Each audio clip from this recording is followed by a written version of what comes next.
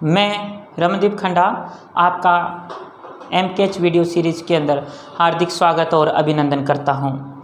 पिछली वीडियो के अंदर हमने पढ़ा था अलैंगिक जनन किसे कहते हैं और इसके प्रकार, जनन की कुछ विधियां पढ़ी थी, लैंगिक और अलैंगिक में अंतर पढ़ा था। आज हम करेंगे कायिक जनन और इसके भागों के बारे में पढ़ेंगे। कायिक जनन क्या होता है और यह किन किन में पाया जाता है और इसकी विधियां कौन कौन सी है। तो हम प्रारंभ करते हैं। सर्वप्रथम है कायिक जनन किसे कहते हैं। मैंने पहले बताया था कायिक जनन ज़्यादातर किस में होता है? पादपों के अंदर। पादपों का मतलब पेड़ पौधों के अंदर, वनस्पति के अंदर पाया जाता है। पादपों के अंदर कायिक जनन पाया जाता है। और पादपों के कायिक भागों से, पादपों के कौन से भाग? कायिक भाग। आपने छोटी कक्षाओं के अंदर पुष्प या पादप का चित्र बनाया होगा। उसके अंदर पादप के कायिक भाग 3 होते हैं, जड़, तना और पत्ती। कौन कौन से होते हैं? जड़, तना और पत्ती। क्या होते हैं इसके कायिक भाग? तो ये पुष्प यानी कि फूल कहाँ गया? पुष्प इसका लैंगिक भाग होता है। कौन सा भाग होता है इसका? लैंगिक भाग होता है। पादप के कायिक भाग कौन कौन से होते हैं? जड़, तना और पत्ती। जड़, तना और पत्ती इसके कायिक भाग होते हैं, जबकि पुष्प क्या होता है? लैंगिक भाग होता है। तो पुष्प को हम पढ़ेंगे किसके अंदर? लैंगिक जनन के अंदर। किसके अंदर पढ़ेंगे? लैंगिक जनन के अंदर पढ़ेंगे। जबकि पादप के कायिक भाग जड़, तना, पत्ती, इनसे जनन की जो विधि होती है, यानी इनसे जो जनन होता है वो क्या कहलाता है? कायिक जनन कहलाता है। आपको समझ आ गया होगा कायिक जनन किसे कहते हैं? पादपों के कायिक भाग जड़, तना और पत्ती से जो जनन होता है उसे क्या कहते हैं? कायिक जनन कहते हैं। कौन सा जनन कहते हैं? कायिक जनन कहते हैं।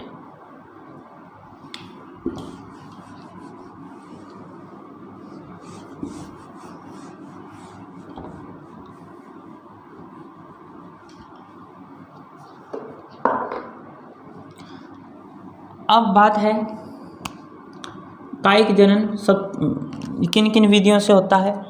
पहला है तने द्वारा। तने द्वारा, पत्ती द्वारा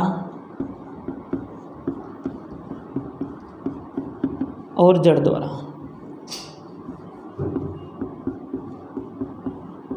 और जड़ द्वारा, ठीक है। सर्वप्रथम तने द्वारा। किसके अंदर? गुलाब के पुष्प। उदाहरण के साथ साथ हम इसको समझेंगे। जब कायिक जनन किसके द्वारा हो? तने के द्वारा हो। किसके अंदर होता है? गुलाब में। गुलाब का पुष्प देखा होगा।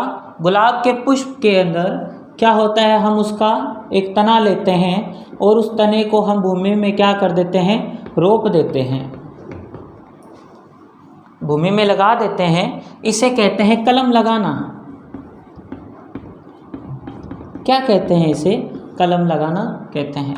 तो आपको समझ आ गया होगा तने द्वारा जो जनन की प्रक्रिया है वो कहाँ होती है? गुलाब में होती है। अगला जनन है पत्ती के द्वारा। किसके द्वारा? पत्ती के द्वारा। ब्रायोफिलम यानी पत्थर चट्टा।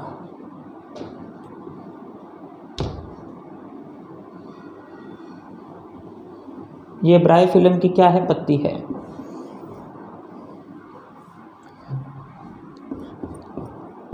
ये इसकी शिराएं हैं, वेन्स हैं। इसकी पत्तियों पर ब्रायोफिलम की पत्ती किसके अंदर होता है? ये ब्रायोफिलम अर्थात पत्थर चट्टा।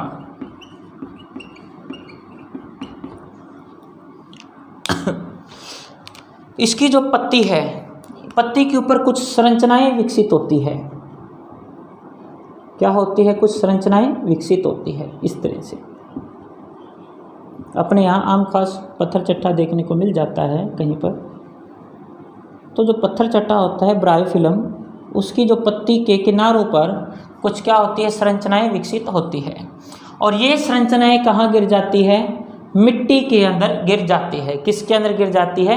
मिट्टी के अंदर गिर जाती है और मिट्टी के अंदर क्या हो जाती है? अंकुरित होकर क्या निर्माण कर देती है? एक नए पादप का निर्माण कर देती है। अर्थात ये एक तरह से बीज हैं, बीज की तरह ही होता है, लेकिन वास्तविक बीज नहीं है, क्योंकि बीज है सिर्फ लैंगिक जनन के द्वारा ही बनते हैं। यहाँ पे जो संरचनाएं हैं वो बीज के समान संरचनाएं हैं, बीज जैसा काम कर रही हैं, लेकिन बीज नहीं है, क्योंकि बीज जो है वो हमेशा लैंगिक जनन के अंदर ही बनता है। ठीक है, तो समझ आया। पत्ती के द्वारा जनन किसके अंदर होता है? ब्रायोफिल्म यानी पत्थर चट्टा के अंदर होता है। ब्रायोफिल्म की पत्ती के ऊपर कुछ विशेष संरचनाएं विकसित होती हैं, जो कि कालांतर में या कुछ समय पश्चात भूमि में गिर जाती है और अंकुरित होकर एक नए पादप का क्या करती है? निर्माण करती है। इतनी बात आपको समझ आ गई होगी। कायिक जनन के अंदर एक तो तने द्वारा जनन और दूसरा है पत्ती के द्वारा जनन। और नेक्स्ट हम करते हैं जड़ द्वारा जनन। किसके द्वारा? जड़ के द्वारा जनन।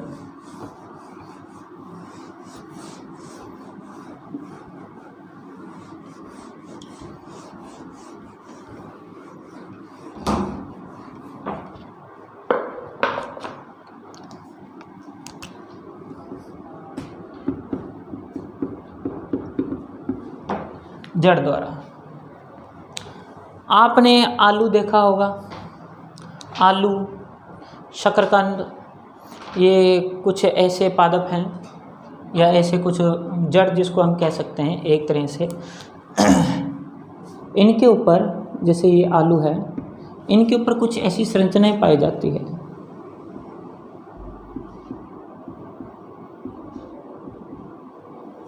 इसे आलू की आँख कहते हैं। आलू की आँख या कक्षस्थ कलिका, क्या कहते हैं इसको? कक्षस्थ कलिका कहते हैं। अब आलू बोने के लिए हमें क्या करना पड़ेगा? आलू लिया जाता है और उसके इन भागों को क्या कर दिया जाएगा? अलग अलग कर दिया जाएगा, तोड़ दिया जाएगा। बीज वाले आलू जिन्हें सामान्यतः कहा जाता है, ये थोड़ा अंकुरित होता है हल्के हल्के। इन्हें यहाँ से काट कर आलू की प्रत्येक भाग के अंदर एक या दो कक्षस्थ कलिका होनी चाहिए और उन्हें मिट्टी में क्या कर दिया जाता है? लगा दिया जाता है, दबा दिया जाता है। समझ आई बात आपको? और वहाँ से फिर किसका निर्माण हो जाता है? किसका निर्माण होगा? पूरे के पूरे पादप का निर्माण हो जाता है। आशा करता हूँ इतनी बात समझ आ गई होगी। कायिक जनन किसे कहते हैं? ऐसा जनन जिसमें पादप के कायिक भागों के द्वारा क्या हो? किसी पादप का पूरी तरीके से क्या हो जाए? निर्माण हो जाए, कायिक जनन कहलाता है। कौन कौन सी विधियाँ पढ़ी? तने द्वारा, पत्ती द्वारा और जड़ द्वारा। यही कायिक भाग होते हैं, जड़, तना और पत्ती। जो तना होता है वो किसके अंदर? गुलाब के अंदर, जिसे हम कलम लगाना भी कहते हैं। और पत्ती के द्वारा ब्रायोफिल्म यानी पत्थर चट्टा के बारे में हमने पढ़ा। और जड़ द्वारा आलू, ठीक है, शकरकंद वगैरह के अंदर क्या होता है? जड़ द्वारा जनन होता है। आशा करता हूँ इतनी बात आपको समझ आई होगी।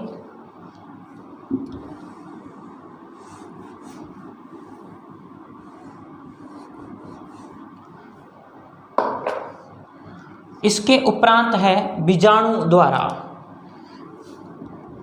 बीजाणु द्वारा एक बात यहाँ समझिएगा, बीजाणु द्वारा जो जनन है एक प्रकार का अलैंगिक जनन भी है और पादपों के अंदर भी पाया जाता है। ये ज़्यादातर कवकों में होता है। किसके अंदर होता है? कवकों के अंदर। अब आप कहोगे सर कवक क्या होते हैं? एक होते हैं कवक और एक होते हैं शैवाल।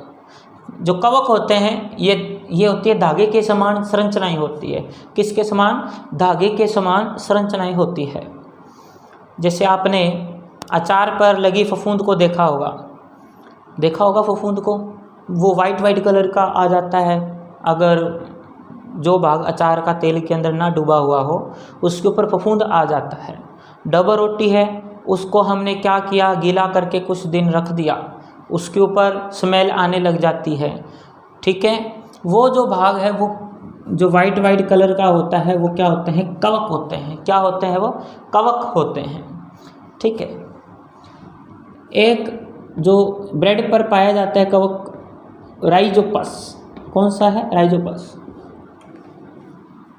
कौन सा है, राइजोपस। इसकी संरचना इस प्रकार से है।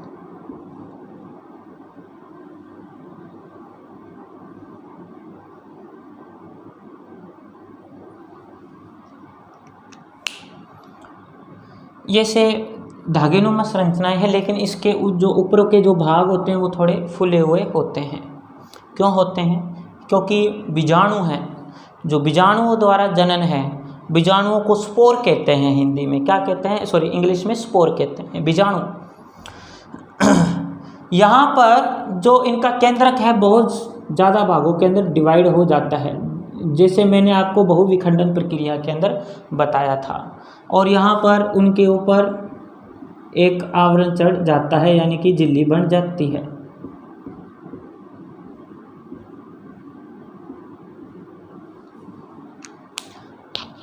अब जो ये संरचना बनी ये कहलाती है बीजाणुधानी। क्या कहलाती है, बीजाणुधानी। और इन्हें कहते हैं बीजाणु, इन्हें क्या कहते हैं, बीजाणु। और ये जो अंदर जो बने हैं इन्हें कहते हैं बीजाणु। और जो इनको धारण करने वाली संरचना होती है जिसके अंदर बहुत सारे बीजाणु पाए जाते हैं उसे कहते हैं बीजाणुधानी या स्पोरेंजिया कहते हैं। क्या कहते हैं, स्पोरेंजिया या बीजाणुधानी कहते हैं। अब बीजाणु जो होते हैं या ये फिर बीजाणुओं द्वारा जो जनन होता है ये कौन सी परिस्थिति के अंदर होता है, प्रतिकूल परिस्थिति के अंदर। अलैंगिक जनन के अंदर भी मैंने आपको बताया था ये कौन सी परिस्थितियों में होता है, प्रतिकूल। ये भी बहुत ज़्यादा प्रतिकूल परिस्थितियों में होता है। कैसे, समझिए इस बात को। जब इन कवकों को या फिर किसी भी जीव को लगता है कि अब उनकी संख्या बिल्कुल ख़त्म होने वाली है, फिर वो क्या करते हैं, ये कोई भी जीव है, अब ये क्या करेगा, अपने चारों ओर के वातावरण से भोज्य पदार्थों का संग्रहण करना क्या कर देगा, स्टार्ट कर देगा।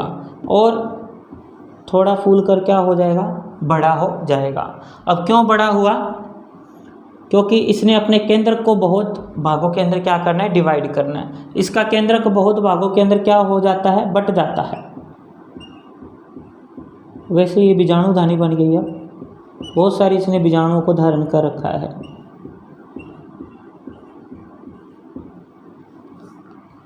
ठीक है। और ये अपने चारों ओर एक बहुत ही मोटी भित्ति का निर्माण कर लेते हैं, यानी कि एक ऐसी कवच रूप बना लेते हैं, एक भित्ति का निर्माण कर लेते हैं जो कि क्या करते हैं, इनकी प्रतिकूल परिस्थितियों में इनके जो स्पोर हैं, इनके जो बीजाणु हैं, बीजाणुओं की क्या करती है, रक्षा। बीजाणुओं की क्या करती है, रक्षा। ये बीजाणु है और ये क्या है, ऊपर भित्ति है, ये एक आवरण है, ये एक कोट है। ठीक है, जो कि क्या करता है, बीजाणुओं की रक्षा करता है। ठीक है। और अब जब भी अनुकूल परिस्थितियाँ आएगी, यानी कि जब मौसम अच्छा हो जाएगा, तब क्या होगा, ये जो बीजाणु की भित्ति है जल का संग्रहण करेगी, यानी कि जल को अवशोषण करेगी। यानी कि जैसे ही इसके साथ जल लगेगा, पानी लगेगा, और ये केमिकल रिएक्शन करके ये भित्ति फट जाएगी और सारे के सारे जितने बीजाणु हैं बाहर आ जाएंगे, बाहर आ जाएंगे। और प्रत्येक भाग से फिर एक नया कवक क्या हो जाएगा, अंकुरित हो जाएगा। तभी आपने देखा होगा जो ऐसे जीव होते हैं या फिर ऐसे कीचड़ वाली जगहों पर जब भी बरसात आती है, वहाँ पर अपने आप वहाँ पर छोटे छोटे पौधे, ठीक है, या फिर वहाँ जो मशरूम होता है जिसे सामान्य भाषा में खुम्बी कहते हैं, इस तरह से आपने छतरी सी देखी होगी लगी हुई, सांप की छतरी भी जिसको कहते हैं, इस तरह से लगी हुई देखी होगी। ये अपने आप लग जाती है, हम कहते हैं इसको किसी ने रोपा नहीं। तो ये कहाँ से आए, ये भी कवक होते हैं एक प्रकार के। तो ये कहाँ से आते हैं, ये इसी बीजाणुधानी से आते हैं। ठीक है। जब इनकी जो परिस्थितियाँ बिल्कुल प्रतिकूल होती है तो इनकी बीजाणुधानी बनती है इस प्रकार से। ठीक है, जो कि मिट्टी में पड़े रहते हैं। ये इनकी जो भित्ति होती है ये मिट्टी में गलती नहीं है, क्योंकि मिट्टी अब ये कब गलेगी, जब इसके साथ पानी टच में आएगा। जैसे ही पानी इसके टच में आता है ये भित्ति गल जाती है और बीजाणु क्या आ जाते हैं, बाहर आ जाते हैं। बीजाणु फिर क्या होंगे, अंकुरित हो जाएंगे और एक नए जीव का निर्माण कर लेंगे। इतनी बात आपको समझ आई होगी। यह है बीजाणु के द्वारा जनन। ठीक है, कई बार पूछ लेते बीजाणुधानी किसे कहते हैं, किसे कहते हैं? बीजाणुओं को धारण करने वाली संरचना, यानी कि ऐसी संरचना जिसके अंदर बीजाणु पाए जाते हैं, क्या कहलाती है? बीजाणुधानी कहलाती है। ठीक है, अब हम करते हैं मोस्ट जो है वो है लैंगिक जनन। कौन सा जनन है? लैंगिक जनन।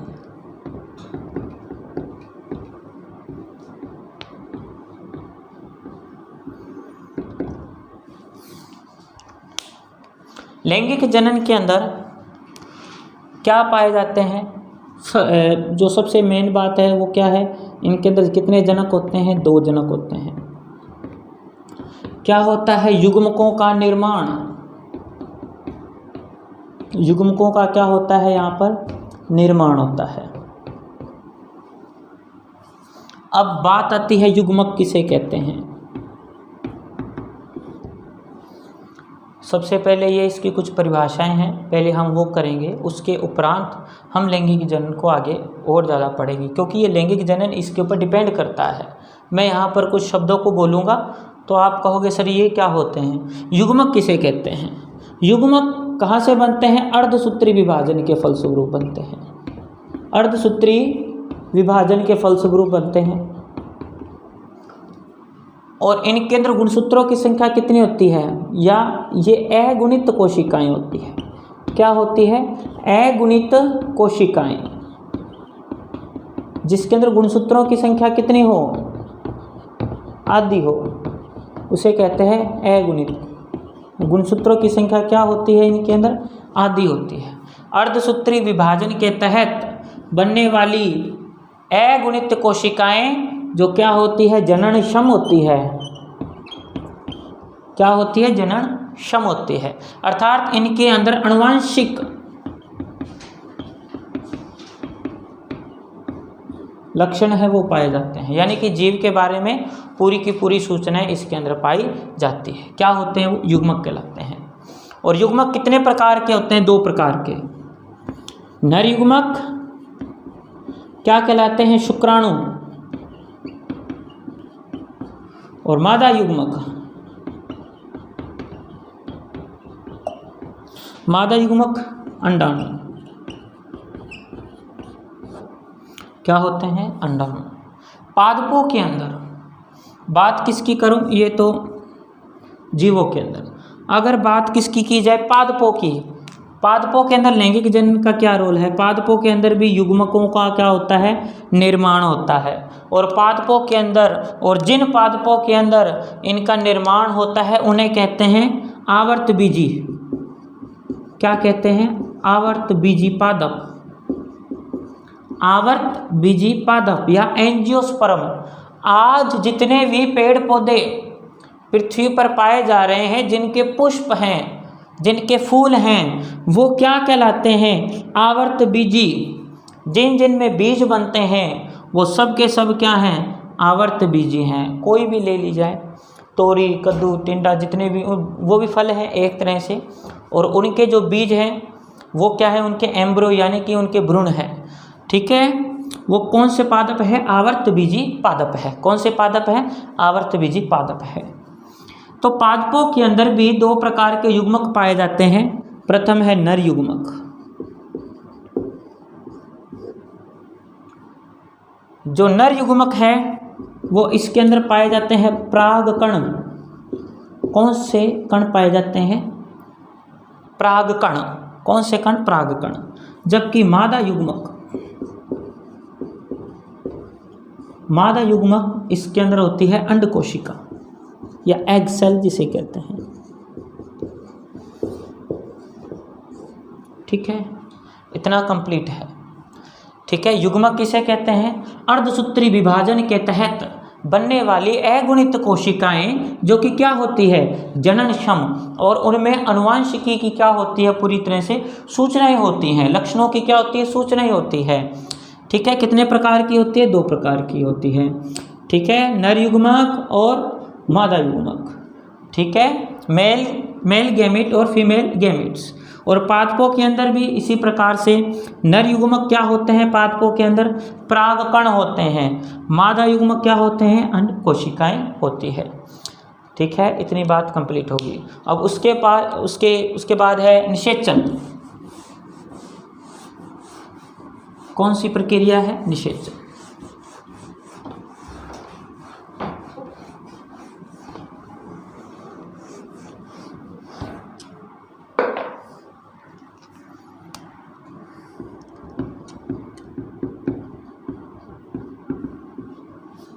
निषेचन किसे कहते हैं? देखो, नर युग्मक होता है प्लस क्या है? मादा युग्मक। ये कोशिकाएं हैं। क्या हैं ये? एक कोशिकाएं हैं, लेकिन इनके अंदर जो गुणसूत्र है वो क्या है? आधे आधे, हाफ हाफ है। अभी मैंने बताया अगुणित कोशिकाएं। एन और एन से इन्हें क्या करते हैं? शो करते हैं, प्रदर्शित करते हैं। नर युग्मक और ये है मादा युग्मक। जब इनके जो केंद्रक हैं वो आपस के अंदर क्या हो जाते हैं? फ्यूज हो जाते हैं। यानी कि दोनों युग्मक जब क्या हो जाते हैं? मिल जाते हैं, फ्यूज हो जाते हैं, फिर जो वो संरचना बनती है उस संरचना को, जब ये दोनों केंद्रक मिलते हैं, इस केंद्रकों के मिलने की प्रक्रिया को क्या कहते हैं? निषेचन कहते हैं। क्या कहते हैं? निषेचन कहते हैं। फर्टिलाइजेशन या निषेचन कहते हैं। यानी कि नर युग्मक और मादा युग्मकों के केंद्रकों की जब फ्यूज होते हैं या फिर मिलने की जो प्रक्रिया है उसे क्या कहते हैं? निषेचन कहते हैं। अब ये निषेचन हो गया। निषेचन के पश्चात एन है, ये एन है, तो एन और एन कितने हो गए? 2n। निषेचन के पश्चात जो संरचना बनती है उसे कहते हैं युग्मनज। क्या कहते हैं? युग्मनज। इंग्लिश के अंदर जायगोट कहते हैं। इसके अंदर गुणसूत्रों की संख्या कितनी होती है? द्विगुणित। कितनी होती है? द्विगुणित। समझो इस बात को। मनुष्य की कोशिका के अंदर कितने गुणसूत्र पाए जाते हैं? 23 जोड़ी पाए जाते हैं। कितने पाए जाते हैं? 23 जोड़ी पाए जाते हैं। लेकिन जब भी अर्धसूत्री विभाजन होता है यानी कि युग्मकों का निर्माण होता है, यहाँ पर गुणसूत्रों की संख्या कितनी हो जाती है? आधी आधी हो जाती है। यानी कि यहाँ पर गुणसूत्रों की संख्या कितनी हो जाएगी? नर युग्मक के अंदर 23 जोड़ी थे, वहाँ पर 23 गुणसूत्र आ जाते हैं। क्यों आए? क्योंकि हमें एक मनुष्य बनाना है। ठीक है। तो यहाँ पर 23 गुणसूत्र और इधर भी 23 गुणसूत्र। 23 और 23 गुणसूत्र मिले, जैसे फ्यूज हुए आपस में, इस प्रक्रिया को क्या कहते हैं? निषेचन कहते हैं। क्या कहते हैं? निषेचन कहते हैं। और जैसे निषेचन हुआ उसके फलस्वरूप जो संरचना बनी उसे कहेंगे युग्मनज। क्या कहेंगे? युग्मनज। क्योंकि यहाँ पर देखो 23 और 23 जो गुणसूत्र हैं वो मिल गए, तो N2N यानी कि 23 जोड़ी संरचना। ये है 23 जोड़ी क्या पाए जा रहे हैं? गुणसूत्र पाए जा रहे हैं। ये क्या है? द्विगुणित संरचना है, जिसे क्या कहते हैं? युग्मनज कहते हैं। क्या कहते हैं? युग्मनज। कई बार कंडीशन पूछ लेता है युग्मनज क्या होता है, तो युग्मनज किसे कहते हैं? निषेचन के फलस्वरूप बनी संरचना क्या कहलाती है? युग्मनज कहलाती है। क्या कहलाती है? युग्मनज या जाइगोट जिसे कहते हैं। अब युग्मनज से भ्रूण बनने की प्रक्रिया होगी। युग्मनज से क्या बनेगा? भ्रूण, यानी एम्ब्रियो डेवलप होगा, यहाँ से विकसित होगा, एम्ब्रियो बनेगा। इस प्रक्रिया को कहते हैं विदलन। क्या कहते हैं? विदलन। तो यहाँ पर एक और टॉपिक आ जाएगा, कौन सा? विदलन। विदलन किसे कहेंगे? किसे कहते हैं? युग्मनज से भ्रूण बनने की जो प्रक्रिया है इसे क्या कहते हैं? विदलन कहते हैं। क्या कहते हैं इसे? विदलन कहते हैं, अर्थात क्लीवेज। ठीक है, यहाँ पर कटिंग होती है। ये तो एक कोशिका है, अभी क्या है? एक कोशिका। इससे एक से दो कोशिकाएं बनेगी, विभाजन होंगे इसके अंदर। ठीक है, और उसके पश्चात कुछ स्तरों का निर्माण होगा जिससे कि भ्रूण बनेगा। भ्रूण के पश्चात प्रसव होता है। ठीक है, यानी कि इसके एक अवधि होती है 9 माह की, उसके पश्चात प्रसव की प्रक्रिया होती है। तो इतनी आपको टॉपिक आपको समझ आ गए होंगे। ठीक है, युग्मक क्या होता है? युग्मकों का निर्माण किस विधि से होता है? अर्धसूत्री विभाजन के फलस्वरूप होता है। और निषेचन किसे कहते हैं? नर युग्मक के गुणसूत्र और मादा युग्मक के जो गुणसूत्र अर्थात केंद्रक हैं उनका क्या हो जाता है? जब संलयन आपस के अंदर मिक्स हो जाते हैं उनके केंद्रक, इस प्रक्रिया को क्या कहते हैं? निषेचन कहते हैं। क्या कहते हैं? निषेचन कहते हैं। और निषेचन के फलस्वरूप जो संरचना का निर्माण होता है उसे क्या कहते हैं? युग्मनज कहते हैं। क्या कहते हैं? युग्मनज। और युग्मनज से क्या बनता है? जब भ्रूण बनता है उस प्रक्रिया को क्या कहते हैं? अपने विदलन कहते हैं। इतनी बात आपको समझ आ गई होगी।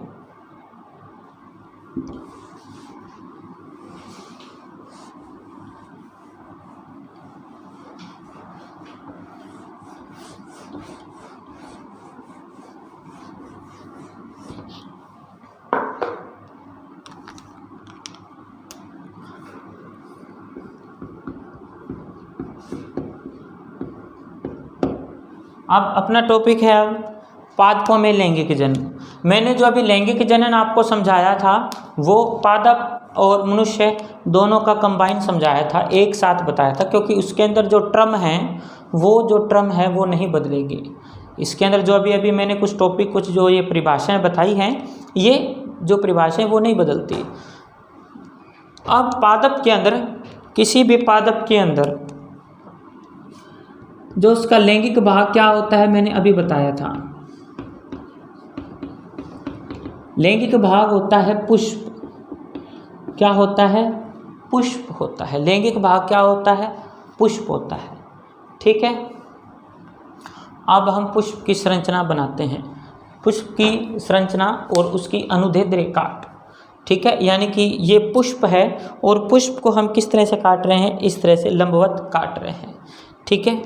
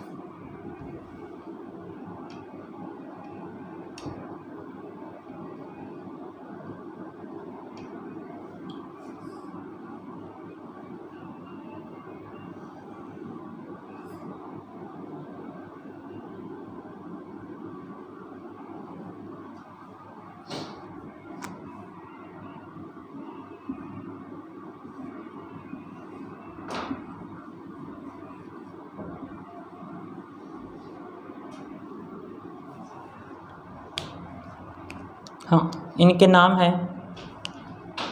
इसे कहते हैं पुष्पासन। पुष्प का आसन, पुष्पासन। इसे कहते हैं पुष्पवृंत। ऐसी संरचना या फिर जिस संरचना की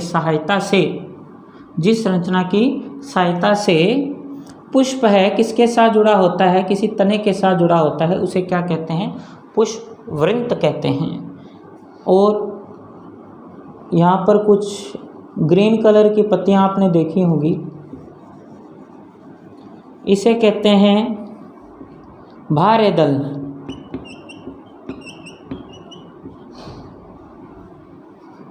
इसे कहते हैं दल, यानी कि जो पंखुड़ियाँ होती हैं वो क्या कहलाती है? दल। जैसे गुलाब का पुष्प है, गुलाब के पुष्प के अंदर एक तो होता है गुलाबी रंग का भाग होता है और एक होता है हरे रंग का भाग। जो हरे रंग का भाग होता है उसे कहते हैं भारे दल। क्या कहते हैं उसे? भारे दल कहते हैं। और जो कि गुलाबी रंग का जो भाग होता है उसे कहते हैं दल कहते हैं। क्या कहते हैं? दल कहते हैं। अब यहाँ पर कुछ बात आती है कि एक तो होता है भारे दल पुंज। पुंज का मतलब होता है समूह।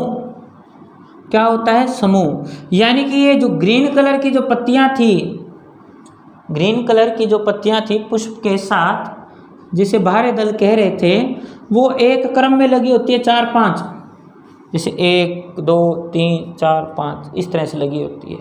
इसे कहते हैं भारे दल पुंज। क्या कहते हैं? भारे दल पुंज। और जो कि रेड कलर की जो भाग है उसे कहते हैं दल कहते हैं। उन्हें क्या कहते हैं? दल।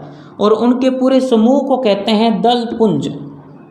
क्या कहते हैं? दल पुंज कहते हैं। क्या कहते हैं? दल पुंज कहते हैं। ठीक है, यह है मादा भाग। जो आप ये देख रहे हो पूरा का पूरा, ये है मादा भाग। कौन सा भाग है? मादा भाग है। इसके 3 भाग होते हैं। कितने भाग होते हैं? इसके 3 भाग होते हैं। ऊपर वाले भाग को कहते हैं वर्तिकाग्र, वर्तिका, और इस फूले हुए मटके जैसे भाग को कहते हैं अंडाशय या ओवेरी। ठीक है, यहाँ मैं लिख देता हूँ फिर से। मादा भाग, मादा भाग के कितने भाग हैं? कितने भाग हैं? वर्तिकाग्र, वर्तिका और अंडाशय। क्या है? अंडाशय। इसे कहते हैं पुतंतु या परागतंतु। वह संरचना जिसकी सहायता से परागकोश पुष्प के साथ जुड़ा होता है। ये क्या होता है? परागकोश। क्या होता है? परागकोश। और जो ये संरचना है इसे क्या कहते हैं? पुतंतु कहते हैं। क्या कहते हैं? पुतंतु कहते हैं। लिख लेते हैं इसको। नर भाग। नर भाग के अंदर क्या क्या पाए जाते हैं? एक तो क्या है? पुतंतु, और एक है परागकोश। कौन सा है? परागकोश। ठीक है, ये आपको दिख रहा होगा। ठीक है, इतना आपको समझ आ गया होगा। ये क्या है? परागकोश। ये भी परागकोश है। ये जो संरचनाएं हैं वो क्या है? पुतंतु हैं। ठीक है, ये है वर्तिकाग्र, वर्तिका और अंडाशय। फूला हुआ भाग क्या कहलाता है? अंडाशय कहलाता है। अंडाशय के अंदर आप जो ये संरचनाएं देख रहे हो ना, जो मैंने बनाई हैं, अंडाशय के अंदर क्या पाए जाते हैं? बीजांड पाए जाते हैं। क्या पाए जाते हैं? बीजांड।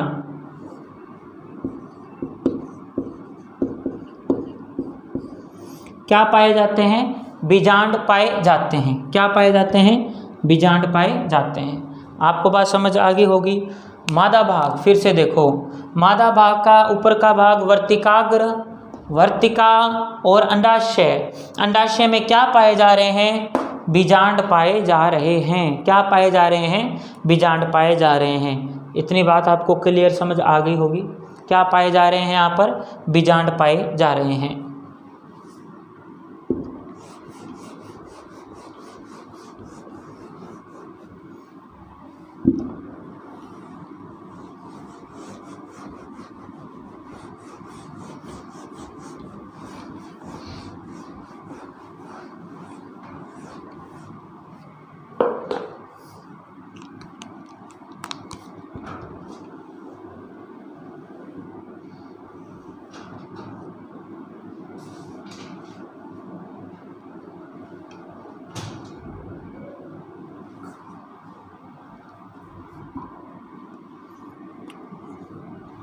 हाँ मित्रों ध्यान दीजिएगा, मैंने आपको अभी बताया था ये क्या है, एक मादा भाग है। मादा भाग के 3 भाग होते हैं और यहाँ क्या पाए जाते हैं, इसके साथ इसकी संरचना के अंदर इस तरह से बीजांड पाए जाते हैं।